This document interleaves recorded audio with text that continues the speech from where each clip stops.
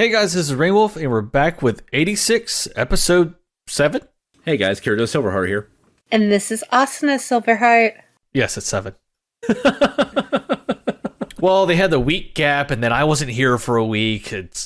So, it starts off with Ernst and the other general. They're having a discussion, and he even comes up and it's like, you know you can't overrule this, right? And it's like, yeah, I know. But isn't this like a year late attempt at disinfection? Yeah, they're talking about the fact that they have made a formal decision as the Western Theater, or this particular individual is the Western Theater commander. And he said that they have made a formal decision to send the 86 as well as the rest of Nordlich in for this special mission. And he flat out calls out Ernst, and he says, even you don't have the right or the authority to overrule this decision. And I love the fact that Ernst just calmly and plainly says, you know what?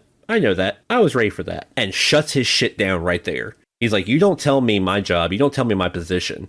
I know my job. I know my position. I know what authority I have. But let me ask you a question.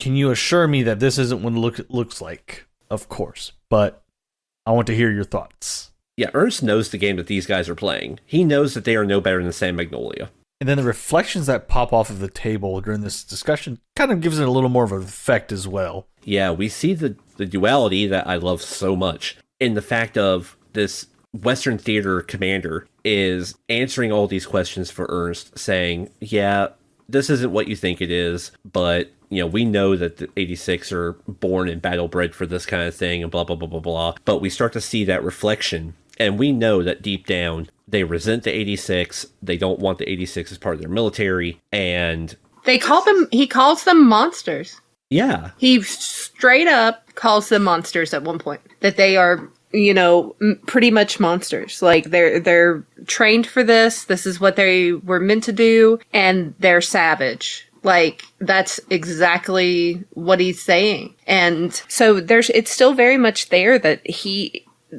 there are people like him that feel like they are a jeopardy to their security and they want them gone. And if they can use that to their benefit, they will. Yeah, they're an aberration to their way of life and their philosophies and thoughts. Mm-hmm. You know, the military here is no better than San Magnolia, minus Ernst. Ernst is just like, no, these are human beings. These are kids. You know, we have these small pocket groups of people that actually think of these guys as humans, as teenagers. He also brings up what this country is supposed to be. It's supposed to be for everyone to help. It's not to be discriminate against anybody. Yeah, and now we start to see that duality again, because as Ernst is giving this reply, saying that, you know, I'm the president, I'm supposed to promote the strength and unity of our nation and our partnerships with our allies and things like that, we start to see his reflection in the table. And you know that deep down, there's something else going on with this dude. We can't quite put our finger on it, but I'm almost driven to the point where I think he kind of has a reverse Lena philosophy, where Lena just says, to hell with it, and goes against the rules and does what she wants. This guy is using his position of power to kind of play the system and be like, yeah, I'm going to say and do the things that I'm supposed to do and push the overall agenda, but I have my own objective. And if things don't go my way, shit's going to get real. And I will say, first, originally I did not like this character, him at all, but he grows on me in this episode. I really liked him. I was very concerned for him because he came across, like, I was like, how is this nice, like, Mr. Roger-esque man actually the president? And you see how he became the president in this moment. Like, you see what he's done and how he spoke, and he's very well spoken. This is an excellent, like, opening scene. And you see why he's the president. I think I like him more now, though. So let's jump over into the next scene. It's where Richard, he is in the dark, staring at the sheet of everybody in the unit for the battle to come. Then you have Greth. She comes Wenzel. walking. Just call her Wenzel. Wenzel. Okay. Wenzel comes walking in. She makes a comment. It's like it's dark in here. So it's gonna hurt your eyes. Again, this dude has an eye patch. He has one eye. I wish she had said you're going to hurt your eye. Not eyes, eye. Singular. And he ends up bringing, it's like, don't get too attached to them. It's like, they're still kids in their mid-teens. because she's fully against what's going on in this moment, but she also knows that they're kind of the only ones that can take care of what's going on. Yeah, she walks in just completely calling him out on the bullshit of, you guys decided to keep the 86 split up amongst subgroups in Nordlich throughout the majority of the campaign of war that they have been involved with, and it's because they didn't want everybody realizing just how strong they were as a group. Like, you showed off their individual strengths, you know, through their leadership, being second lieutenants and things like that. But you know, if you had put them all together, it would have been an unstoppable force.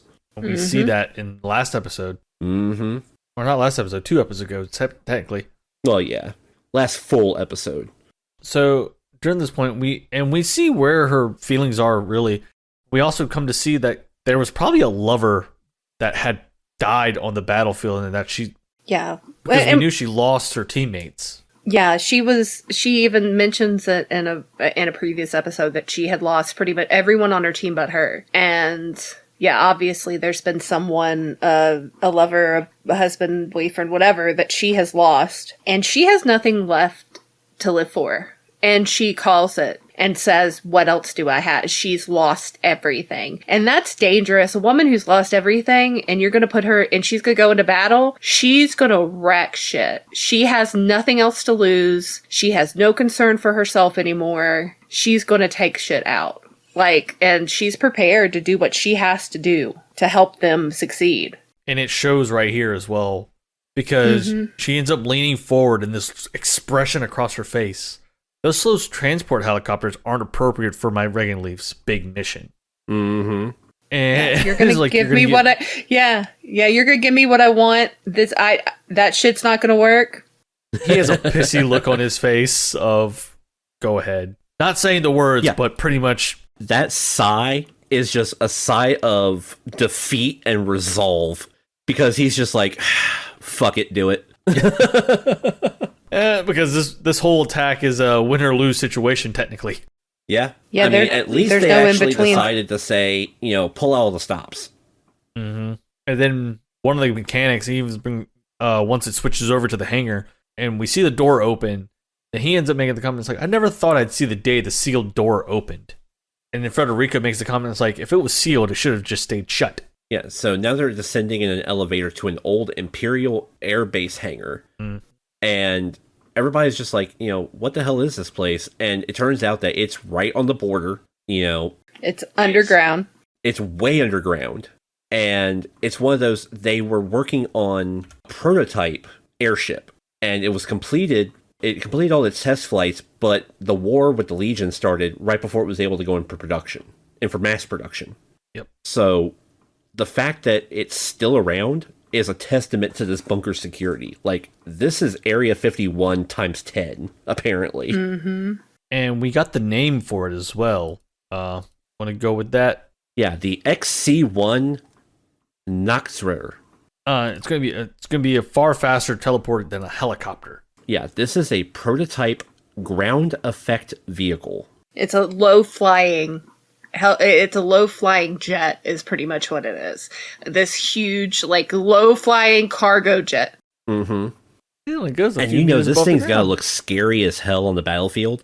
Because, it's shaped like a freaking stingray almost. Yeah. But it's capable of super high speed movement. Now, granted, it steers like the freaking Red October. Mm-hmm. It's like a whale, but this thing looks nasty in its simplicity. I love this design. And what makes it worse is I only can imagine if that was an actual person was the enemy in this situation, seeing that come flying towards them. Oh yeah, that would have been scary. Oh Jesus. So maybe we need new britches. Uh-huh. Should have worn his brown pants. So, and then Federica ends up explaining the name of the ship there now. And it's an old vampire legend from the southeast part of the Federacy. It rises from its grave and wanders the graveyard, while dragging its shadow behind it and rings the church bell. And Theo's just like, man, that's a nasty name. Like he looks honestly disturbed by it. It's like your leader is a guy named Reaper who walks around and puts bullets in people's heads, and you're freaked out by a folk legend. I don't know if he's freaked out by the folk legend, or I think Theo's afraid to fly. I really do. Like, I think there's a little bit of fear I think he's in more flying. worried about that they're flying, but it's so low to the ground.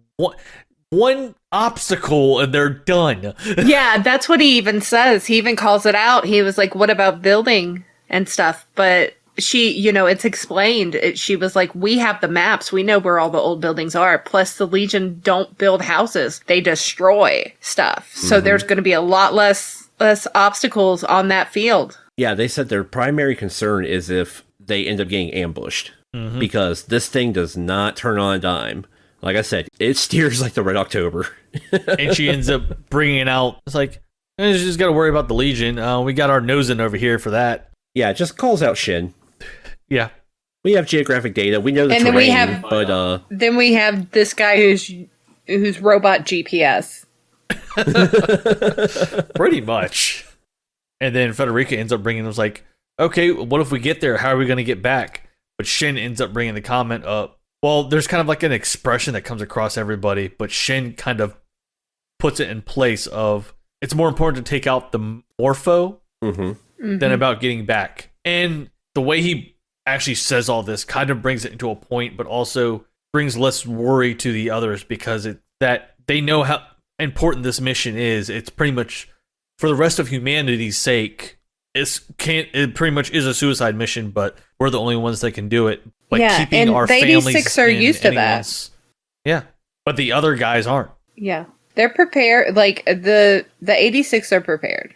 They already know it, and it's like I said before. They pretty much are the same way. They don't have anything, as Winslow, they don't really have anything left to live for. I think that's where they're on the same playing ground. Like that's their, they're on the same place in that. And they're willing to die for it. Mm-hmm. So their concern about how we get back is the least of their concerns. Yeah.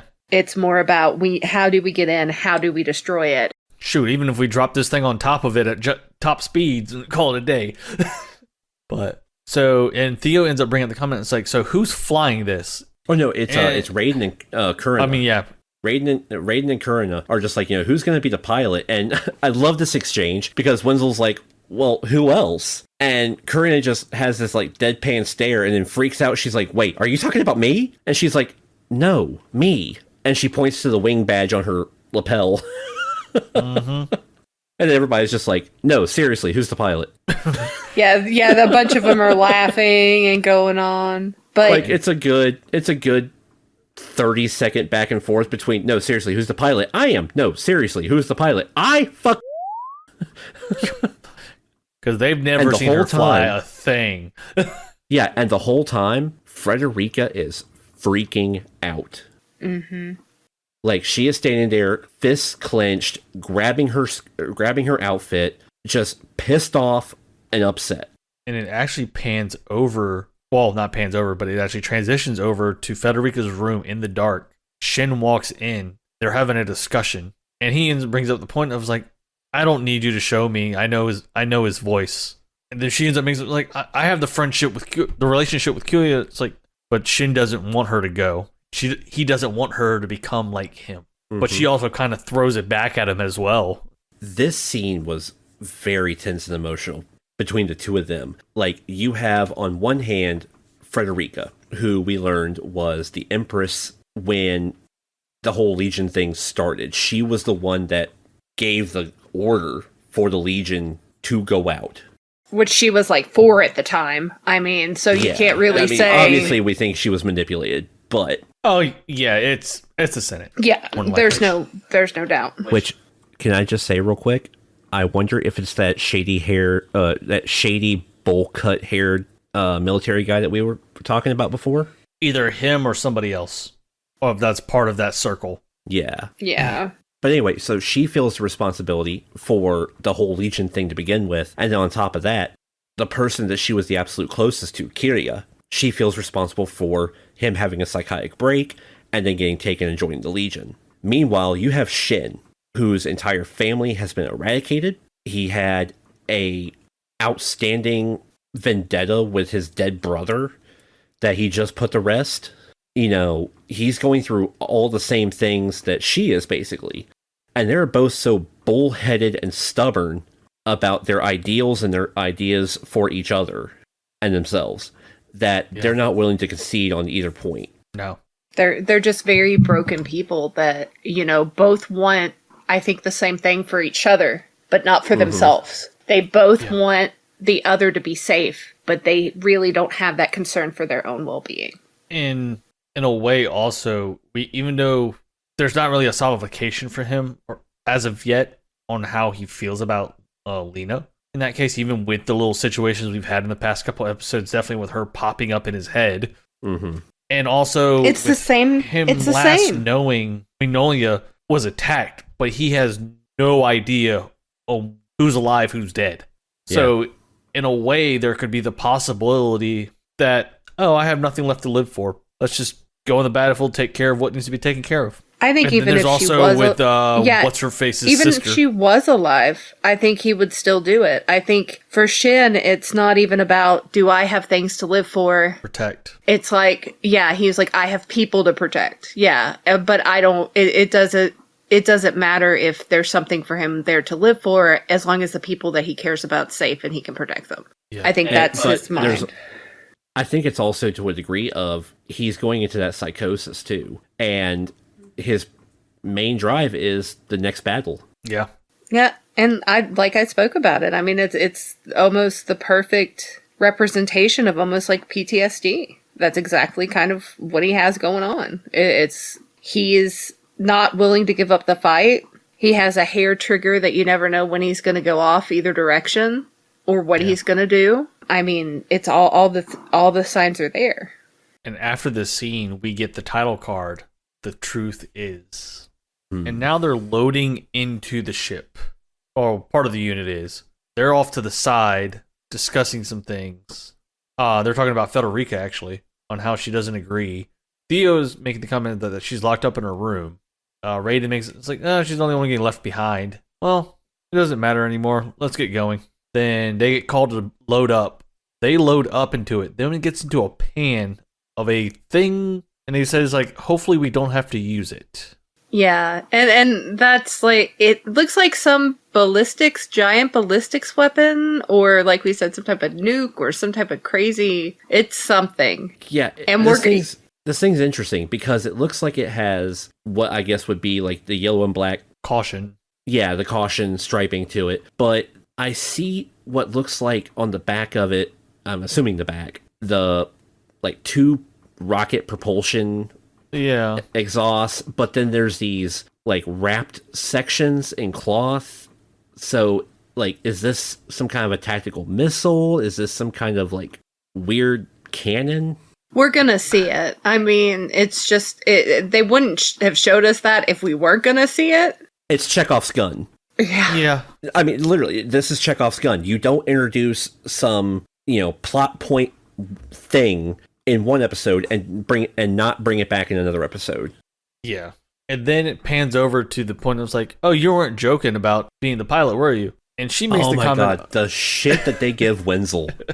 Oh my goodness. And she says, we don't have a choice. Most of the old Air Force pilots died in combat. Mm-hmm. Yeah. She was the only one left standing that actually knows how to pilot this thing from the test flights. Mm-hmm. And I love the fact that she starts saying to Shin, she was like, it sounds like you've forgotten that fact, but it also sounds like you forgot another thing, that I'm still opposed to you kids going out to war. So here's the thing. If you're going to fight to the end, then my job is to fight right there alongside you. Yes, very true. And again, I love Wenzel. And after all this, the president jumps in saying it's been a while. And they start he starts saying, and then he brings up, I'm the highest ranking in the Confederacy Army after all, and our neighbors are in danger. Then he brings up that your highest priority mission is to return back alive. And he's not playing either. No, and at first the kids respond just like whatever, old man, your normal teenage response to anything ever. But, as he goes on and he's talking about it, some of them, their expressions change. Not Theo, but Raiden's the only one that hasn't really an expression change in this moment. Yeah. Because he just smirks it and off. Shin too. Shin doesn't ever have expressions, ever. But The rest of them do seem to have like a visual. They do seem to have like almost a slight change where they're like, well, maybe this guy is on a level. Maybe he does have like a little bit of concern. Yeah. And they tell him, they're like, we can't promise anything. And he tells them that's not good enough, that they have to. And he tells them that no one in that. Yeah. And he tells them no one in the country wants to see them die. That, I really think he is speaking for like the general populace doesn't want to see them die. These were children that were forced into combat against their will and have lost everything. And here they are going back into combat. And it was really a touching moment. Like, it was oddly touching, bittersweet. But then it goes from touching to fucking bone chilling. Yes, because he cuts the comms. He comes back. He just says the words, come back no matter what. And this is after the comms have been cut. Then it jumps over to his back. He's walking. And then it flashes blue. And then the words, or I'll destroy this world. And the lighting effect, his facial expression, the kind of slow walk he was giving when it pans over to those last words. It's like, oh, God. That's like the slow walk you have when you're walking away from the explosion in the movie. Like, badasses don't look at explosions. Yeah, there'll be an explosion, all right. The fact that this wasn't in like 1/3, 2/3 framing, like almost amazes me. But this just close up on his face with them eyes of deadly determination. Yeah, and him saying these words, it, like I said, bone chilling. And here's another parallel that I put together. When we see a lot of the scenes where Shin starts to have a psychotic break, we get one of two intense color schemes. We either get the intense blue light or the intense red light. Yep. And the fact that they chose to mirror Ernst's saying, I'll destroy this world with this intense blue light effect, there's no coincidence here. This guy is pushed beyond his breaking point of all the bullshit that the military's done right now. Yep. He's prepared to go full scorched earth. Like, he is prepared to, he was like, take everything out if he has to. He will not stop. He will destroy everything they have to destroy if it comes to it. I mean, he's done. Because he's seen what's happened. He's seen what Magnolia has been doing or knows about what they've been doing. And he's just hates it all. Yeah, this was never something he wanted for the world. And the fact that there's nations that have come to the point where they have to do the things that like San Magnolia had to do. And that there's people that are working for him who also have that mindset. Yeah. That are in his country, or I shouldn't say working for him, but that are in his country that have that mindset. I think that's the most concerning thing to him. And I'm interested to see how else his character evolves during this, because we learned a lot about him in this episode. Oh yeah, because then we get the prepping speech before the whole countdown for the battle. Oh, this was wonderful.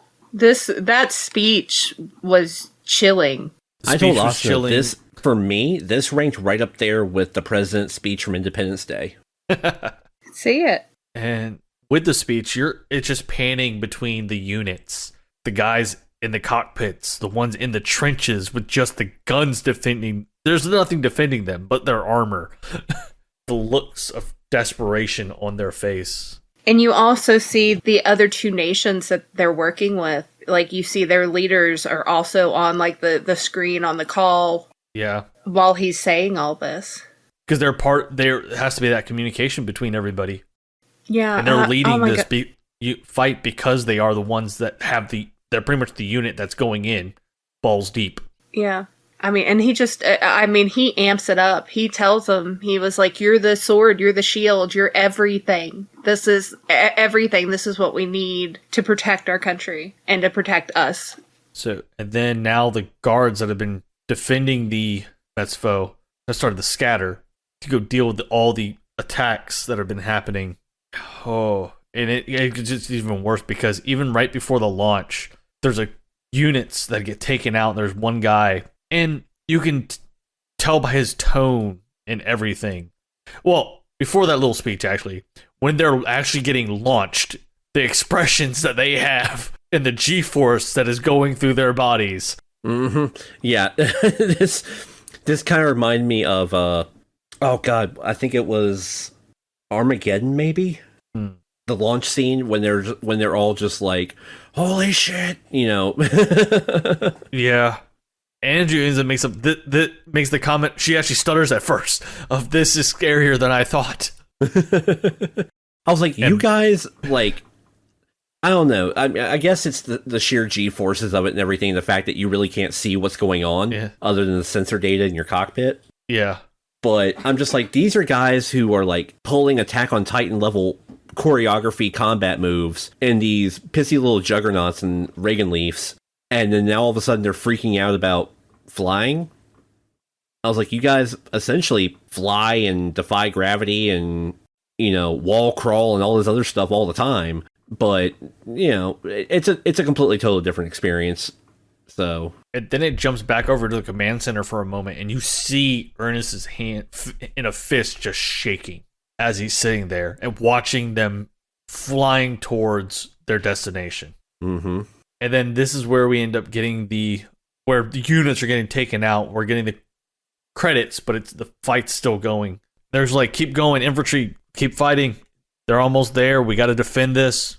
If not, we're all dead. Yeah, I love how as the credits are rolling and the 86 are approaching their destination, you know, we see combat going on, you know, kind of in the distance, but one by one, the different radio channels start to die out. Yeah. But what gets me is the one line near the end of the broadcast communication, where they pan over or transition over into the carrier where the units are at. If you have something you want to protect, keep fighting, raise your heads, and go forward. And he's like, the Federacy. Then Raiden makes a comment of, the Federacy is not retreating. And then you start hearing more radio chatter. It's like, and those goddamn disgusting 86 will. It's like, and then we I win. don't know. Yeah. It's like the tone and the wording with that. It's like they hate them, but they also know what's the proper wording for this. It's, I don't know how to properly word this. I don't know. It's almost like, yeah, it's like, it's not even necessarily, it's like they're disgusted by them, but it's not necessarily that they hate, they know that they can help, that they can do it.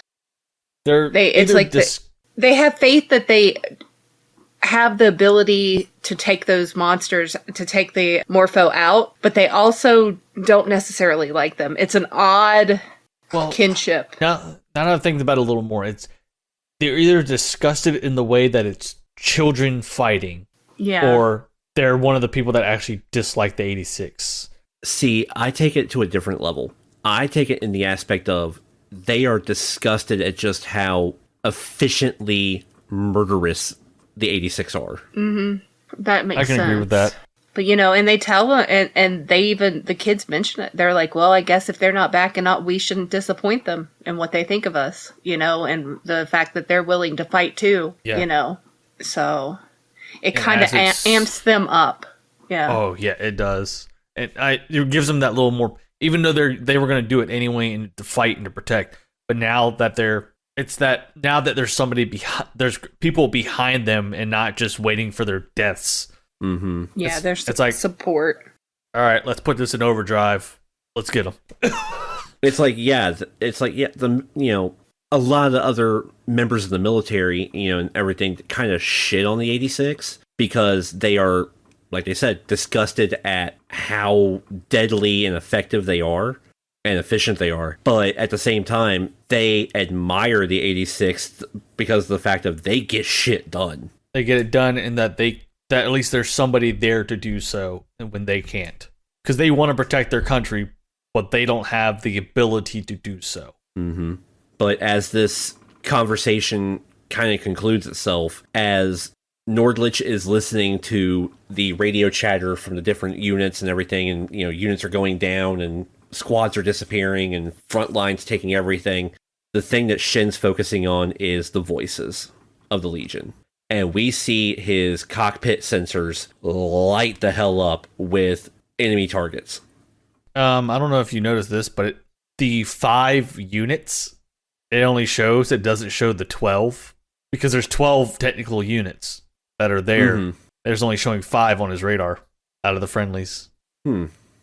So they've already taken out. No, they haven't taken anybody out yet because they're all in the ship. Well, okay, so I have a theory about that, like a way that can kind of be explained. You know how Shin and the rest of the 86 are. They are combat ready 24/7. I have a feeling that they are sitting there in their Reagan Leafs, powered up, locked on, ready to go, like be the first ones to dismount. Whereas the rest of them are just like, okay, we have a 9-minute trip. We're going to wait and fire up our units before disembark. Yeah, that's a very So big it's possible the units couldn't have been active. Yeah. You know, it's just the 86 who are just like right there at the door, powered up, ready to go. And as this is fading, after it fades off, facing Shin again, just his like bottom half of his face, he has that the grin. smile. Yep, that smile, and then it fades to that blue, or not fades, but pops to that blue that we see. Again, the symmetry I was talking about with the blue lighting, you know, with Shin in his moments of psychosis and things. We know Lena's the red. mirroring. Yeah, and that mirroring that we saw with Ernst earlier. Yeah. I think, going back to Ernst for a second, I think that there is definitely something that we're missing from his backstory. I agree. Because there's no way that he has the princess of the country living in his home. Yeah. And knowing this, and then knowing about the abilities, it's... Yeah, there's got to be something that we're missing about Ernst. We don't even know what his position technically was before the whole... Yeah, before the war. I mean, he could have been a friggin' mailman for all we know. And just suddenly now he's president. And we know that his family died, but it's never hammered out exactly what happened to them. Now the question is... Yeah. What are... I know this might be ahead. a racial thing, but it's like, what was his family? Were they actually Federation, or were they glad like everybody else, or were they 86, and that's why he shows another reason why he acts the way he does with Shin and the rest of the 86? Any last thoughts? I'm really hoping that aside from the massive amount of combat that we're going to get with this Morpho fight coming up, I really do hope that we start to dig into Ernst's backstory a little bit. Even if it's like a 10-minute segment. Yeah. You know, I'd be happy with a 5-minute segment. You know, just let me know what happened before the Confederacy. Yeah, I agree. I'd say it'll dig into it. I know there's it's going to be a special edition is what they said. And because there's production issues currently going on in the studio. So that's why next week's episode is pushed to the following week.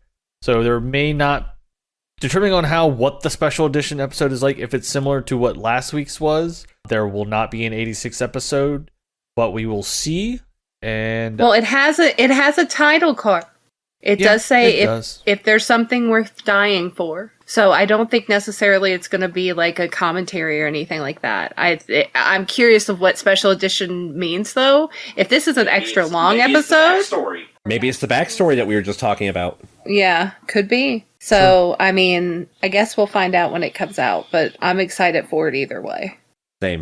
Same here. So that's it for 86 this week. Just a heads up, since everybody should be home or give or take situation-wise, we should be back into Back 4 Blood this coming Sunday, the 28th. I think that's what the Sunday is, or 27th. The 28th. Yep, the 28th. We will be back into Back 4 Blood, going into the shenanigans, probably jumping straight into Veteran, and getting ready for our first DLC content in next month. Yeah, so a lot of interesting updates coming for Back 4 Blood. Can't wait to see those. Same. So, once again, I'm Rainwolf. I'm Kirito Silverheart. I'm Asuna Silverheart. And leave a like, comment, maybe even subscribe. And until next time. Bye.